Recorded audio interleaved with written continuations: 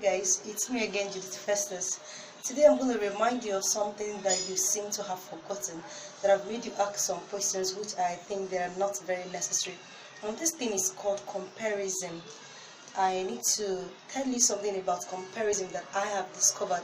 There is a part of comparison that I think is advantageous.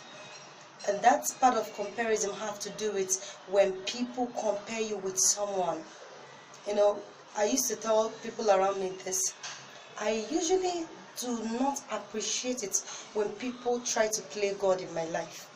But there is one thing I appreciate more. If you can compare me with somebody else, probably because they are more successful than I am, or probably they are in my pair and they are doing much more better than I am doing, I usually enjoy it. And somebody out there will be asking, why would you enjoy something as crazy as this? The reason is this.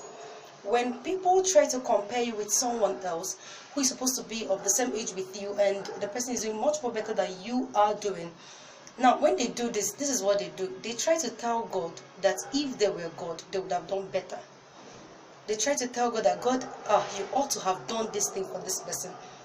In disguise, they are making your supplications known to God much more than you have been making it known to God, because God loves challenges. And when people begin to question his existence and the efficacy of his power in your life, they force God, or rather, let me not say force God actually, but let me just say they persuade God. I think that's the word.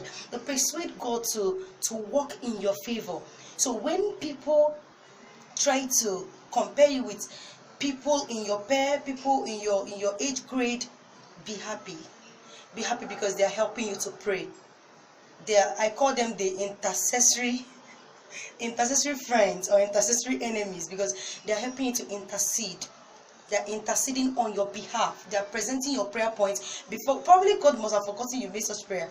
And somebody trying to, tell God that this thing is not supposed to be here, God will definitely do something. Now, there's another part of comparison that I see as ungratefulness. That part of comparison has to do with when I compare myself with someone who is doing much more better than I am. Irrespective of the fact that we're supposed to be age mates or we're supposed to be in the same age grade. It is another way of being ungrateful.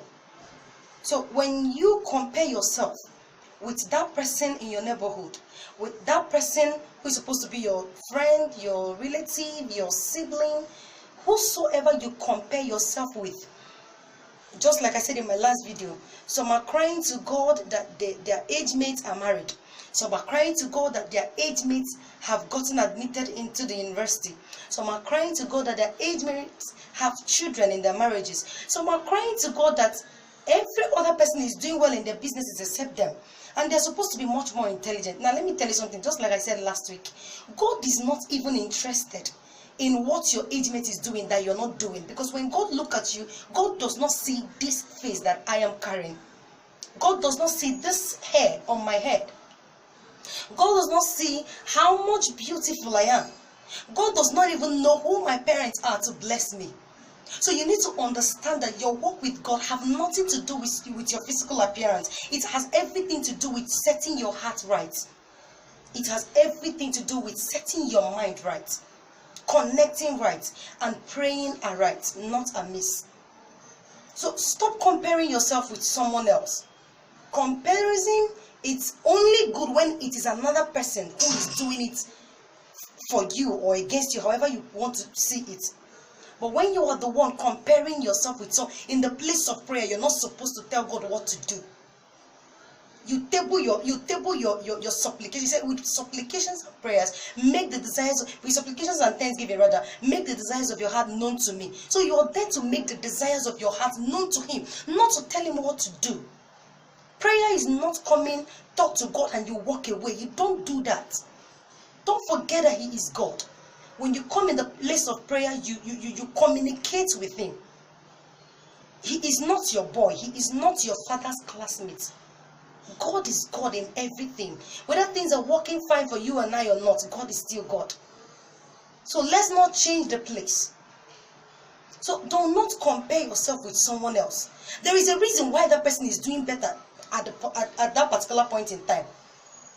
You are building a skyscraper The person who is building a 10-story building is not supposed to be laying the same foundation with you.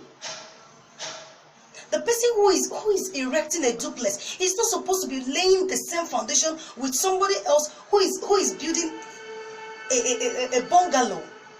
So let's stop deceiving ourselves. The one who is building a bungalow should be done with his foundation, with his money, in less than a year. But somebody who is building a skyscraper, in 3 years, you're not even done with your foundation. So understand where you're going to. Understand God's plan for you. It helps you. It helps you not to try to outrun God. Because just like I said last week, you cannot make better plans for yourself than God is already making for you. So understand where you're headed to. It helps you to understand the kind of foundation you need to build. It helps you to understand the timing. To understand that you are not going the same direction with this person. Therefore, there is every possibility that this person can be doing much more better than you are doing at the moment. But what about tomorrow? Tomorrow is the in thing. It doesn't end with today. It is okay for you to be comfortable today, but what about tomorrow? If you're making plans and all your plans are for today, there is no tomorrow in your plans, you will definitely crash somewhere. So relax. Take a chill pill. We might be age mates, but we are certainly not grace mates. Have you ever wondered why the fishes in the river, they cannot survive on ground? You know why? Because they are wired to live in the sea. They are wired to live in the water. The moment you bring them out, they struggle. So stop comparing yourself with anybody. There is no competition. There is no rush. The day you entered this earth, you know what happened? You came in alone. Alone. My pastor will always say, there is no such thing as identical twins. And we wonder, what is he talking about? The very first time I actually heard him say it, I was very surprised. What does it mean? There is no such thing as identical twins.